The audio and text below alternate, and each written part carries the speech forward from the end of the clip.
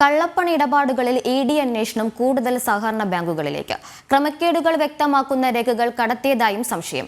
Congress CPM ഭരണ നിയന്ത്രണങ്ങളുള്ള സഹകരണ ബാങ്കുകളിലും സംഘങ്ങളിലുമാണ് വൻ ക്രമക്കേടുകൾ നടന്നത്. കൊല്ലം ഇടമുളയ്ക്കൽ ബാങ്ക് മുൻ സെക്രട്ടറി R മാധവൻ പിള്ളയെ ഇഡി ചോദ്യം ചെയ്യും. ബാങ്കിൽ കഴിഞ്ഞ ദിവസം ഇഡി കൊച്ചി യൂണിറ്റ് റെയ്ഡ് നടത്തിയിരുന്നു. കള്ളപ്പണ ഇടപാടുകളിൽ കൂടുതൽ സഹകരണ ബാങ്കുകളുടെ പങ്കാളിത്തം ചൂണ്ടിക്കാട്ടിയുള്ള വ്യത്യസ്ത പരാതികളിൽ മൊഴികൾ രേഖപ്പെടുത്തിയും രേഖകൾ പരിശോധിച്ചും ഇഡി അന്വേഷണം പുരോഗമിക്കുകയാണ്. ഇഡിക്ക് പരാതികൾ ലഭിച്ചപ്പോൾ തന്നെ ബന്ധപ്പെട്ട ബാങ്കുകളിൽ നിന്ന് രേഖകൾ പലതും മാറ്റിയിരുന്നു.